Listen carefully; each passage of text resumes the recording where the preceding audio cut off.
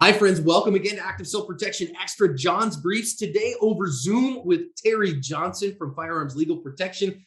Today, we're going to talk again about the Rittenhouse trial with some sober reflection on what it meant when Kyle took the stand. And I want to talk about the risks that he faced. My family and my staff are all covered by Firearms Legal Protection because there is no better resource to help good, sane, sober, moral, prudent people after a use of force. They now have a great newsletter available to everyone for free as well. Sign up at the link below and check out their coverage too. Don't forget to thank them for bringing us today's video. So I think it's interesting, Terry. First and foremost, I think that most pundits that I read thought that Rittenhouse did a pretty good job, but you, on the other hand, think that he wasn't very well prepared. Yeah, this is one area, if I can give a little feedback to his attorneys, I don't think he was well prepared for the questions that came up. And I have to give the prosecutors, Mr. Binger, hats off for his cross-examination. He asked questions that really stuck, in my opinion, with the jury. He said, okay, so you had your gun with you, right? He said, yes. And you pointed the barrel at Mr. Rosenbaum. Yes. And you were intending to kill him. Well, I was intending to stop the threat, but you killed him. Yes. And he went along that like three times.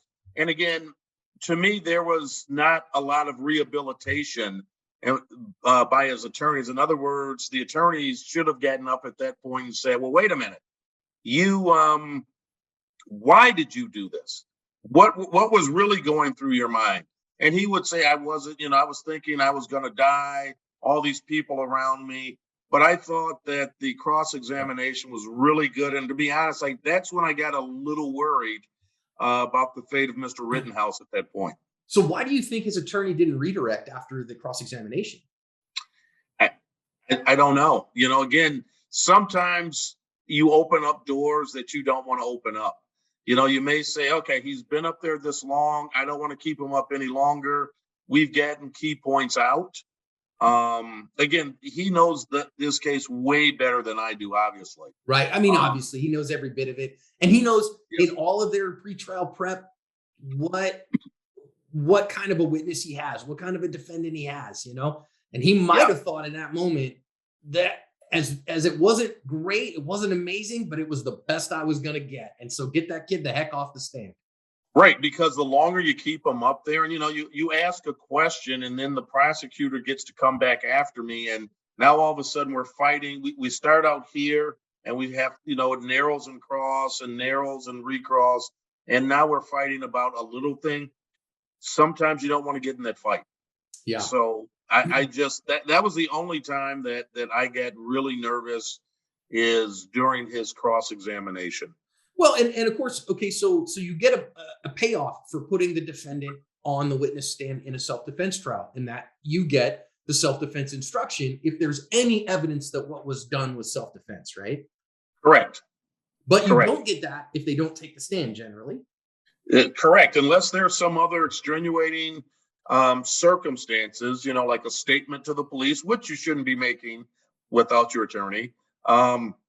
Unless there's some video of you saying, hey, I will defend myself, if you come any closer, something along those lines, that kind of gets to, what is your mindset at that point? So without that reasonableness standard. Yes. So without that instruction isn't coming in. Now, I guess I think about this, Terry. I mean, obviously, as a criminal defense attorney, you have done this an awful lot. And in non-self-defense cases, I think you probably almost never want to put a defendant on the stand because of the risks, right? Yeah, because here's the thing, there's very, very, very few people out here that can even stand up to the newest of a prosecutor who's out there. Yeah. I mean, this is what they do. And I've watched people get up there on the stand and they get cocky and they want to fight with the prosecutor and they want to do all these things. And you look at the jury and the jurors are like, and I've had this happen. I've had people jurors say, you are really doing good. till your guy got up on the stand. He blew it all. Yeah. Because you don't get to tell a bedtime story. You don't get to get up and say, well, let me tell you, I was walking down the street. You are up there to answer questions. And the questions are not going to be easy. And you've probably heard me say this before. Any good attorney is about 2 to 3 questions ahead of you. Right. Great attorneys are 5 to 6 questions ahead of you. You don't know which one you're going to get, but either way, you are behind the 8 ball. And again, so I think putting Rittenhouse on the stand, I think, was it perfect? No. But as I watched him, at least he didn't come across as arrogant. He didn't come across as jaded. I think his emotion on the stand was genuine, right? When he broke down in tears, reliving this stuff, I think that showed that he wasn't like, full of bombast about this. He wasn't bravado. Yes. He looked like an 18-year-old kid who wishes that it wasn't so. And I agree. And that, to me, I think, spoke to the jury louder than Binger's cross that I wish the other attorney would have redirected and said, okay, let's go back and talk about that some more. But he chose not to. Again, we don't know why. Now, I want to talk about this from a defendant's perspective. When you would have somebody in this case, how many hours would you have to spend grilling that person as if you were the prosecutor to prepare them for what's to come? How many hours? Yeah. Oh, wow. Because you're going to spend time like you're in court going, all right, I'm going to cross-examine you so that you've got answers for these things and you're ready for this, right? Yeah, till he got it right again and again and again. And you don't get it right the first time. You don't, it is, I kind of laugh here because people have been in this situation with me as their attorney. They go from, my God, you're great, to, God, I hate your guts, till after the trial, thank you very much. Yeah, so they think, wait a minute, Terry, you're on my side. Yeah, I'm so much on your side that I'm going to beat you to death with questions. Exactly. Until you are so good at answering them that they can't flummox you in court. Exactly. And the other part of that is you don't want it to come off looking like it's rehearsed. Right. So it's a lot of nuances. And it depends on the case. But I mean, in this case, I would not be surprised if this was 40 to 60 hours that they just prepared Rittenhouse for, just for that short period of time that he was on the stand.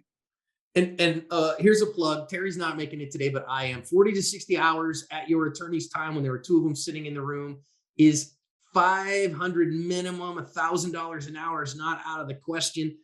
For 40 to 60 hours just to prepare you to be on the stand, which is one of the reasons you want to have some self-defense legal protection. And of course, me and my staff are all covered by Firearms Legal Protection for a reason.